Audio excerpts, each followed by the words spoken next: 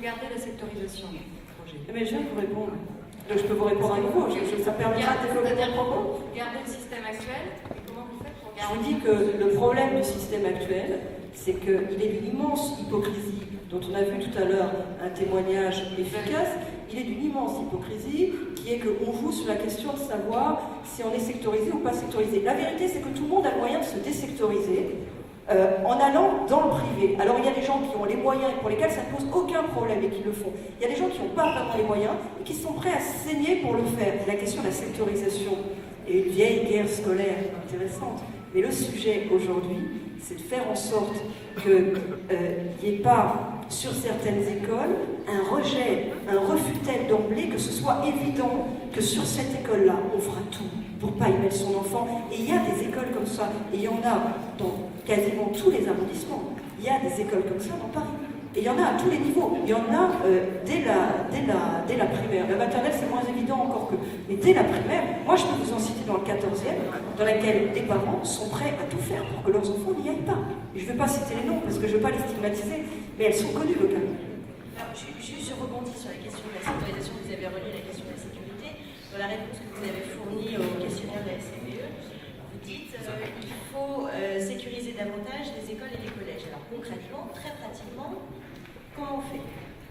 Ça regroupe quoi et à quel niveau Alors très pratiquement, ça fait partie du programme d'investissement que j'ai budgété.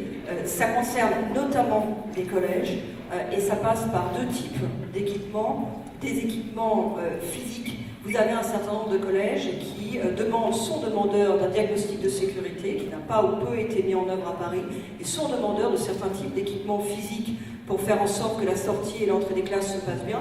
Et puis ça concerne aussi, dans un certain cas, une présence humaine. C'est le sens de la police de quartier que je propose. Quand il y a un racket à la sortie de l'école, moi je trouve qu'avoir un personnel de la mairie en uniforme, comme un ISVP, ce sont des personnels qui existent aujourd'hui à la mairie de Paris, les inspecteurs de sécurité de la ville de Paris, qui est là, c'est important. Pourquoi? Parce que aujourd'hui, quand vous avez un problème lourd, vous appelez la police nationale.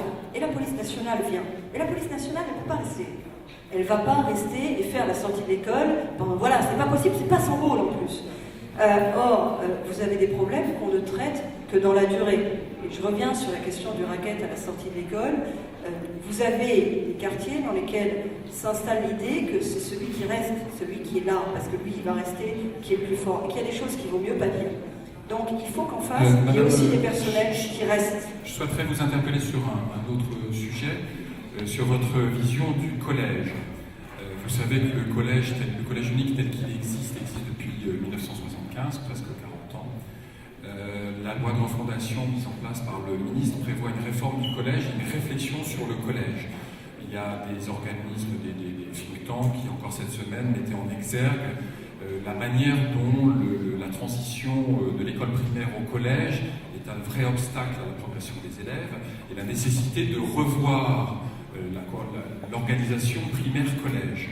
On sait que 150 000 élèves sortent du système scolaire, sont exclus du système scolaire sans qualification.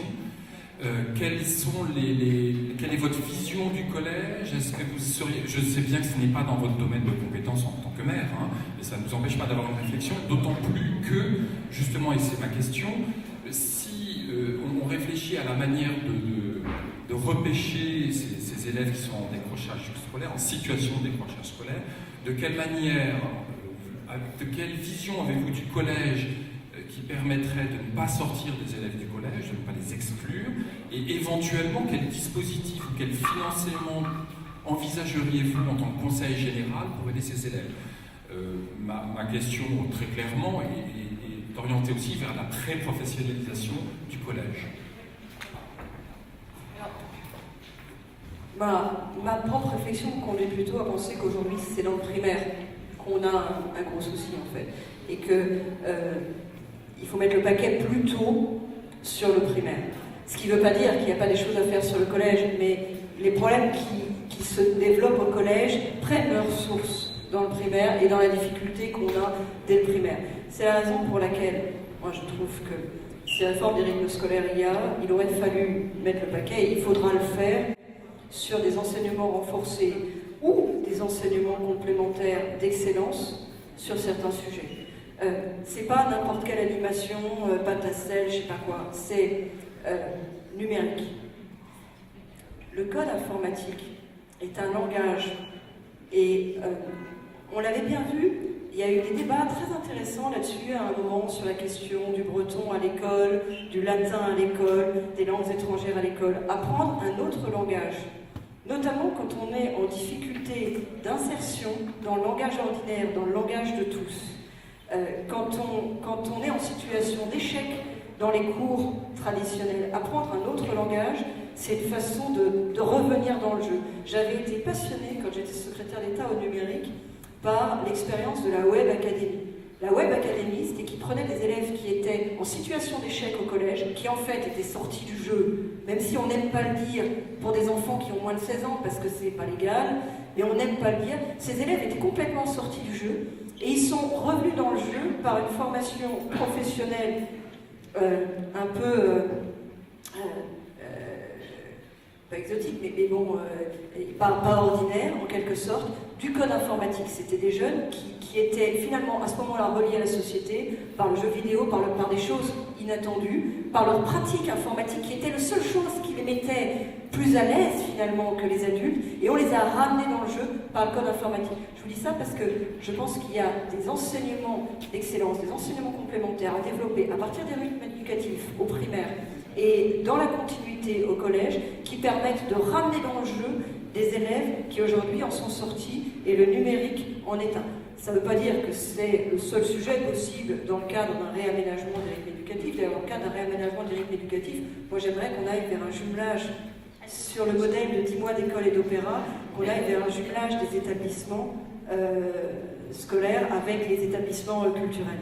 Vous nous dites que vous voulez mettre le paquet sur le primaire et dans le cadre de la lutte contre le décrochage scolaire. Et justement, parmi les propositions que vous faites, c'est de renforcer le rôle des PVP pour lutter contre le décrochage scolaire. Et dans la même phrase, vous le reliez au soutien scolaire. Donc moi, la question que je vous pose, c'est de savoir si est-ce que vous envisagez de faire intervenir les PVP sur le temps périscolaire, à la fois dans le cadre d'une lutte contre le décrochage scolaire pour leur donner le soutien scolaire, et les faire intervenir également sur le temps périscolaire dans le cadre pourquoi pas du numérique, pourquoi pas engager les PVP sur cette spécialité-là ou sur l'éducation culturelle.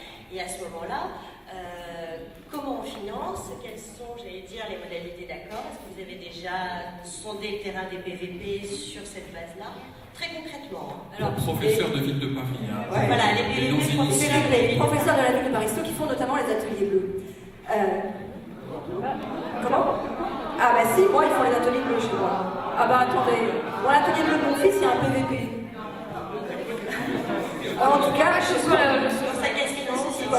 en tout cas, donc musique, sport, etc. En tout cas, le PVP aujourd'hui, c'est mon équipe qui les a vus hier. Les PVP aujourd'hui, ils sont une richesse de la ville.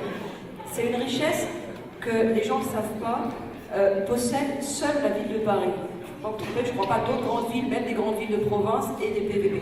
C'est une richesse ancienne d'ailleurs, je n'ai pas là en tête la date de création des PVP, mais 1864 ? Non, pas si ancien que ça. Bon, en tout cas, ils ont monté en puissance plus récemment dans ce cas-là. En tout cas, les PVP, c'est une richesse de la ville parce que c'est le moyen dans lequel la ville, c'est à la fois un outil de la ville en termes éducatifs, et c'est en même temps un service que la ville propose aux enseignants de l'éducation nationale, donc un moyen aussi de dialogue avec les enseignants de l'éducation nationale. Ça a l'air de rien, mais vous avez des communes dans lesquelles le dialogue entre la ville et l'éducation nationale n'est pas si simple et se limite à des questions, si vous voulez, d'organisation, de bâtiments, de choses comme ça. Donc les PVP, c'est le lieu de pivot, en fait, le lien pivot entre la ville et le ministère. C'est malheureusement un corps qui a été relativement maltraité ces dernières années, et en particulier dans la réforme des rythmes scolaires. Parce que la logique, compte tenu du fait qu'il y avait des PVP à la ville de Paris, ça aurait été de s'appuyer sur eux et sur leur expérience pour pouvoir, eux qui sont en plus justement dans cette relation, les personnels de la ville, dans des relations avec les enseignants. C'est unique encore une fois en France, des personnels de la ville enseignants. C'est unique en France, vous avez sinon des ASEN, et vous n'avez pas de personnel de la ville enseignant dans les communes ordinaires. Et bien, ces personnels de la ville, ils n'ont pas été associés à la réforme des rythmes scolaires d'une manière appropriée. Et c'est sur eux qu'on aurait pu construire. Ah oui, moi je compte m'assurer beaucoup plus sur eux, éventuellement dans le cadre de la réforme des rythmes scolaires et dans le cadre des enseignements pilotes que j'évoquais. Aujourd'hui, vous avez des PVP sur la question du sport, sur la question culturelle, musique. Vous n'avez pas de PVP, par exemple, à ma connaissance, sur les questions numériques.